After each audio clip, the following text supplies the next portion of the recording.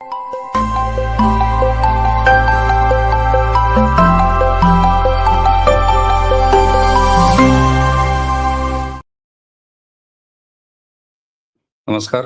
प्रारब्ध पर आप सभी का स्वागत। मैं अवनीश। चैनल आपने सब्सक्राइब किया है, वीडियोस को आप लाइक करते हैं, शेयर करते हैं, इसके लिए बहुत बहुत धन्यवाद। बेल आइकन जरूर दबाइए ताकि किसी भी अपलोड की सूचना सीधे आपको मिले। सोनम वांगचुक आज सुबह 6 बजे जब डॉक्टर्स की टीम रूटीन हेल्थ चेकअप के लिए पहुंची जंतर मंतर पर, जहां सोनम वांगचुक का 21वां दिन भी धरने का शुरू हुआ, तो डॉक्टर्स ने पाया कि भाई साहब, सोनम वांगचुक की हेल्थ ठीक नहीं है।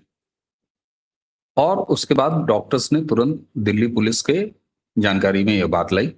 दिल्ली पुलिस के पुलिस कमिश्नर को यह बात बताई गई और उसके बाद उनको पुलिस बड़े आराम से, उसके वीडियो आपको दिखाई दे जाएंगे, उठाकर, जो पुलिस सादे कपड़ों में थी, और उनको ले जाके सफदरजंग हॉस्पिटल में एडमिट करा दिया गया। और अब वहां से डॉक्टर्स का बुलेटिन भी आ गया है सोनम की हेल्थ, क्योंकि 21 दिन से अगला भूख हड़ताल कर रहा है।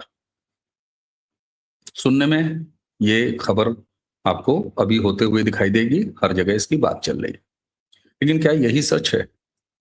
ऐसा क्यों हुआ कि नए पुलिस कमिश्नर जैसे ही आते हैं और उनके आते ही सोनम वांगचुक की रवानगी जंतर मंतर से उठ के और हॉस्पिटल पर पहुंच जाती है जहां उन्हें होना चाहिए? कोई डॉक्टर्स ने देखा उनकी हेल्थ खराब थी। लेकिन क्या ये इतनी साधारण सी कहानी है? नहीं।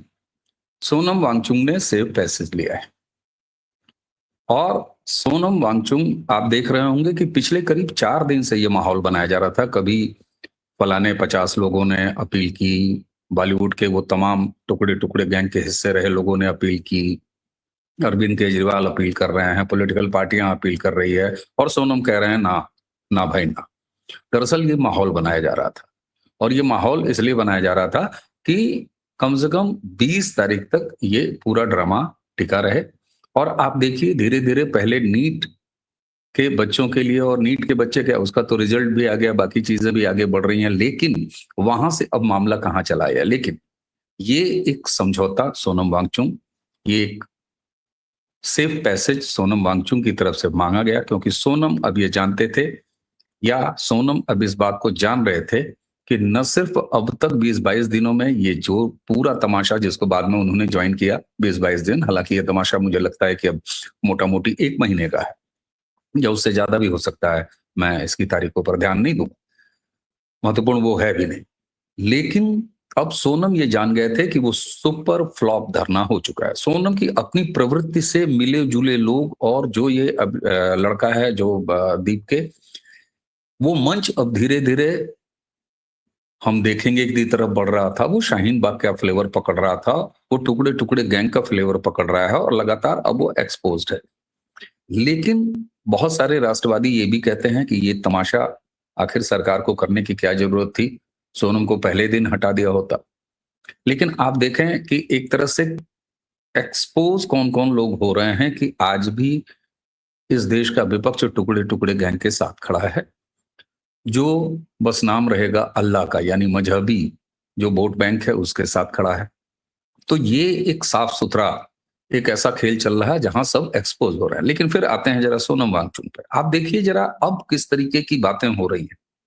दीप कहता है कि साहब 20 तारीख तक हम जरूर यहां टिकेंगे। आखिर 20 तारीख महत्वपूर्ण क्यों है? क्योंकि संसद का शीतकालीन सेशन ये शुरू हो रहा है, और कुछ बड़े काम उसमें अवेटेड है। क्यों? क्योंकि भारतीय जनता पार्टी के बारे में अब ये बात बहुत सहज रूप से सत्ता के गलियारों में, या आप देख रहे होंगे बहुत सारे टीवी डिबेट्स में भी, सोशल मीडिया डिबेट्स में भी, और तमाम जगहों पर लोग कह रहे हैं, और हमने भी इस बात को कहा है, हमारे यहाँ भी कहा है, कि लगभग 2/3 मेजोरिटी की व्यवस्था करती हुई भारतीय जनता पार्टी देख रही है। उस क्रम में आप तृणमूल के टूटने के बाद दूसरी पार्टी जो त्रिपुरा वाली है उसको ज्वाइन करने के बाद ही नंबर नहीं, राज्यसभा से जिन टीएमसी के 3 लोगों ने रिजाइन किया था उनको अपना कैंडिडेट बना के जीत इंश्योर करा के, तो वो एक नंबर राज्यसभा हो चाहे लोकसभा में वो बनाते हुए दिखाई दे रही है। क्यों? क्योंकि नरेंद्र मोदी की बहुप्रतीक्षित, जिस व्यक्ति ने सेंट्रल विस्टा और नई संसद उस कैपेसिटी की बना रखी हो, उसे परसीमन के लिए जाना ही जाना है,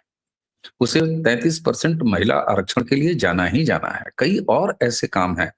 आधारभूत। वन नेशन वन इलेक्शन अभी हालिया लखनऊ में उसकी एक बड़ी बैठक हुई है और अब ये ऐसा लग रहा है कि वो सिर्फ ना एक्टिव है और बल्कि अब उस पर काम भी आगे बढ़ रहा है। तो इस लिहाज से जो कुछ भी संसद के शीतकालीन सत्र में होने की संभावना है, उसको लेके ये बड़े उत्साहित हैं। और कुछ डेवलपमेंट सोनम के हॉस्पिटल पहुंचने के बाद की बताता हूं। हालांकि हेल्थ उनकी रिपोर्ट भी आ गई है कि वाकई वो हॉस्पिटलाइज ही करने के योग्य उनकी स्थिति है। ये सिर्फ मैसेज है, ये मैं साफ बता रहा हूं, क्योंकि ये सारे बहानेबाजी चल रही थी। अब ये तमाशा केवल 20 तारीख तक अपनी सांस गिनने पर आमादा है। मैं ये नहीं कह रहा हूं, आप सोचिए कि आमादा है। इनकी पूरी ताकत केवल 20 तारीख तक के लिए लगी हुई है और अब कुछ इसके जहर आप देखिए हॉस्पिटलाइज होने के बाद। सोनम की पत्नी वो क्या कहती हैं? ठीक है, आप पत्नी हैं, आपको अपने पति के हेल्थ के बारे में चिंता होनी चाहिए, लेकिन आप क्या कहती हैं कि जब तक मैं न कहूं, जब तक मेरा डॉक्टर न कहे, तब तक सोनम को कोई दवा नहीं दी जानी चाहिए। ये आप कैसे डिसाइड करेंगी? एक वहां पर मेडिकल बोर्ड बना हुआ है और वो मेडिकल बोर्ड अगर डॉक्टर्स जांच के बाद सोनम की हेल्थ देखते हुए क्या आपके आने और सहमति देने इसकी प्रतीक्षा करती है? कभी आपने ऐसा सुना है? लेकिन सोनम की पत्नी का ये रुख है। दूसरी तरफ आप देखिए, ये दीप के लड़का जो है ये कहता है कि साहब हम इसके बाद बैठेंगे और मुझे मारा गया। पुलिस के गुंडे, भाषा देखिए, पुलिस के गुंडे आते हैं सादे कपड़ों में और सोनम अंकल को उठा के ले जाते हैं। ये इसकी भाषा है। उसके बाद कहता है कि क्यों? क्योंकि आज भैया अब 18 तारीख है, 2 दिन की बात है, तो जलसा लूट लो और 20 तारीख तक बड़े बड़े नेता आ रहे हैं, उनके साथ फोटो खिंचा लो। तुम भी कांग्रेस जनता पार्टी नाम के पार्टी के नेता हो, तो तुमसे क्रांतिकारी नहीं हो तुम, और ये देश समझ रहा है कि क्रांतिकारी नहीं हो, और क्रांतिकारी नहीं हो तो एक नेता की तरह ही, एक विपक्ष के नेता की तरह। और अब तुम क्या कह रहे हो कि अब तुम्हें धर्मेंद्र प्रधान का ही इस्तीफा नहीं चाहिए, अब तुमको प्रधानमंत्री नरेंद्र मोदी का भी इस्तीफा चाहिए इनको साथ। तो ये साफ तौर पर बताता है कि इनके इरादे क्या हैं। और संसद के सत्र के सामने एक ट्रेंड हमेशा रहा है।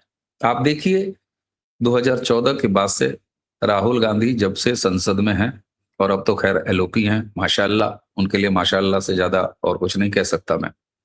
तब से संसद का कोई भी शीतकालीन सत्र, पहले राहुल बाहर जाते थे, विदेश जाते थे, हालांकि इस बार भी वो विदेश से लौट के आए हैं, लेकिन हर बार राहुल जब विदेश से आते थे तो संसद के अंदर कोई न कोई एक अपने हिसाब से वो बम फोड़ते थे और उसके बाद पूरी संसद को उलझाने का एक कुचक्र रचते थे। इस बार भी राहुल गांधी विदेश से जरूर आए हैं, लेकिन इस बार वो तिलचट्टे पर सवार होकर संसद के शीतकालीन सत्र को डिस्टर्ब करना चाहते हैं।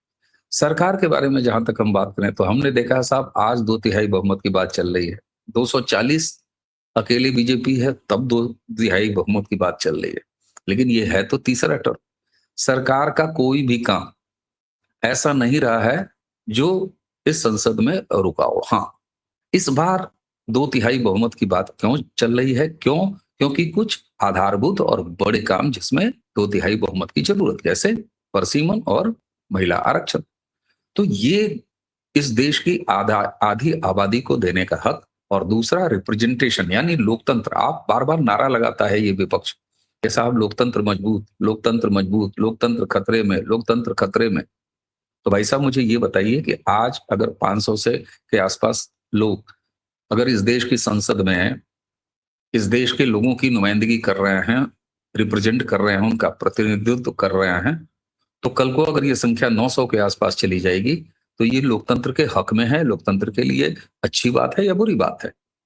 जनता का रिप्रेजेंटेशन ज्यादा से ज्यादा होगा और ज्यादा जनप्रतिनिधि आएंगे। अलग अलग वो समस्याएं जो हैं वो थोड़ी सी माइक्रो होंगी जो उस क्षेत्र की है, और यही तो एक स्वस्थ लोकतंत्र का आधार है कि सही और बराबर रिप्रेजेंटेशन मिले। अच्छा, इसमें जो रिजर्व सीटें हैं, राज्यों का जो कोटा है, रिप्रेजेंटेशन कोटा, बहुत राज्यों का घटेगा, बहुत राज्यों का बढ़ेगा। तीसरा, एक और डर इस शीतकालीन सत्र में, आप सबको याद होगा एफसीआरए का जो कानून आया था, अब उसको और ज्यादा सख्त बना के एक और प्रपोजल पेश है, उससे भी इनको घबराहट है। भाई अगर सब कुछ तुम व्हाइट में आ रहा है, सब कुछ अच्छे सोर्स के लिए आ रहा है, अच्छे काज के लिए आ रहा है, तो आपको जांच से क्या डर। ये तमाम ऐसी चीजें हैं। और अब इस काकरोचों की जमघट में, इन तिलचट्टों की जमघट से प्रधानमंत्री नरेंद्र मोदी के इस्तीफे की बात आखिर आएगी। एजेंडा तो साफ था कि वहां पर कौन लोग आ रहे हैं। वहां शाहीन बाग जहां कारें हिला करती थी, वो लोगों की मौजूदगी दिखी। जो प्रोफेशनल आंदोलनबाज हैं वो दिखे। कौन बचा इसमें? तो ये वही कुचक्र है, और असफल कुचक्र है, जिसको काठ की हांडी भी कहा जाता है कि साहब हम जो है कोई जलसा निकालेंगे और उस जलसे के बहाने प्रधानमंत्री नरेंद्र मोदी का इस्तीफा मांगेंगे। 2014 से ये कुचक्र चल रहा है। आप याद कीजिए, जैसे ही सरकार आती है वैसे ही इस तरह के तमाशे, इस तरह के आंदोलन खड़ा करने का प्रयास होता है। अवार्ड वापसी क्या था? सीए प्रोटेस्ट क्या था? और आज दिल्ली दंगों का भी सच सामने आ रहा है। तो ये तमाम चीजें ऐसी हैं जिसने कम से कम काकरोचों का नीट और इस देश के नौजवानों से कोई मतलब नहीं है, ये साफ बता दिया है। सोनम वांगचुक ने एक बहुत स्मार्ट से पैसेज लिया। इसके लिए मैं तो अपनी तरफ से दिल्ली पुलिस के नवागत जो कमिश्नर ऑफ पुलिस हैं उनको धन्यवाद दूंगा। वरना इतनी आसानी से, इतना चटपट सोनम के वीडियो टहल रहे हैं और सोनम बड़े आराम से चले गए। दूसरी तरफ उनकी पत्नी अब ड्रामे कर रही हैं। लेकिन मोहतरमा, ये वही सोनम वांगचुक हैं जिन्होंने लद्दाख में बैठे हुए क्या क्या किया था। लद्दाख में इनके इंस्टीट्यूशंस को कितने फंडिंग मिली, अब ये भी बात जनता जान रही है। ये वही सोनम वांगचुक हैं। धर्मेंद्र प्रधान जब इन्हें फंड देते थे तो ये साहब धर्मेंद्र प्रधान के साथ फोटो खिंचवा के और सोशल मीडिया में थैंक्स गिविंग किया करते थे। और जब फंड पाने के बाद फ्रॉड तरीके से फर्जी डिग्रियां बांटी इन्होंने लद्दाख के बच्चों को, लद्दाख के नौजवानों को, और उसके बाद इनकी जांच हुई। जांच होने के बाद अब तक इन्होंने पैसे भी वापस नहीं किए हैं उस फ्रॉड के। और उसी के साथ साथ धर्मेंद्र प्रधान ने जब वो पूरी मान्यता खारिज की, तो आज देखिए तिलचट्टे के बहाने कहां सीजीआई ने, एक तो आज के देश के विपक्ष की जरा समझ सोचिए, ये खुद को कहते हैं कि हम क्रांति कर रहे हैं। सीजीआई ने अपने पेशे में, वकालत के पेशे में गैर सीरियस लोगों के बारे में एक तिलचट्टे की टिप्पणी की, और आप वहां से लेके, ये आपका क्या विचार है? ये विचारधारा है? ये कोई विचारधारा होती है?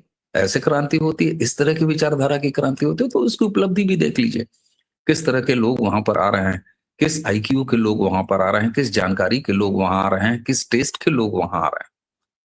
इसलिए सोनम वांगचुक को मैं बधाई जरूर दूंगा, क्योंकि उन्होंने बड़ा अच्छा से पैसेज लिया है। और जिसके वो इशारे कई दिनों से कर रहे थे सोनम वांगचुक, आखिरकार नए पुलिस कमिश्नर ने सोनम वांगचुक की उसमें मदद की, और सोनम वांगचुक अब हॉस्पिटल में है। 20 तारीख तक संसद के जो मानसून सत्र है उसकी शुरुआत पर, जो अभी तक, चाहे वो आम आदमी पार्टी हो, चाहे कांग्रेस पार्टी हो, चाहे बाकी लोग हों, चाहे ये आंदोलनबाज हो, संसद तक जाएंगे। लेकिन अब पुलिस इनसे कह रही है आप जंतर मंतर खाली कर दीजिए। आपका जो मुखौटा था वो उतर चुका है, वो हॉस्पिटल में जाके अपने बेड पर चढ़ चुका है। तो पुलिस कमिश्नर ने बचा लिया सोनम वांगचुक की जान, और सोनम अब जिंदा है। क्योंकि सोनम ने एक बात कही थी, सोनम ने कहा था कि मैं 20 तारीख तक जिंदा रहूंगा, और 20 तारीख तक अगर मेरी बात नहीं मानी गई तो मैं फिर भूत बन के आऊंगा। तो इस तरह से नए पुलिस कमिश्नर साहब ने सोनम वांगचुक आपको भूत बनने से बचा लिया है। अब ये एक जो ठूस ठूस के खाने वाला दीप के है, अब इसी 2 दिन, 18 तारीख आज है, 19 और 20 तारीख को इनका, तो एक दिन इफेक्टिवली इसको कहते हैं कि हाथ में आटा लगा के और भंडारी बनने की कोशिश। तो ये कुल इसका सत्य था, और यही इसकी गंभीरता थी। यही वजह है कि पुलिस कमिश्नर ने एक अच्छा से पैसेज दिया जो सोनम चाहते थे। तो ये रहा तिलचट्टा ड्रामे का आज का हाल-हवाल। दर्शकों, हमें उम्मीद है कि आज की ये बातचीत आपको पसंद आई होगी। अगर पसंद आई हो तो इसे आगे जरूर बढ़ाइए। चैनल को अगर अब तक सब्सक्राइब नहीं किया है तो कर लीजिए। बेल आइकन जरूर दबाइए ताकि कोई भी अपलोड प्रारब्ध पर हो तो आपको सबसे पहले सूचना मिले। तो अभी वीडियो यहीं सब खत्म करेंगे। मुझे यानी अमीश को दीजिए आज्ञा। नमस्कार, प्रणाम, जय जय श्री राम।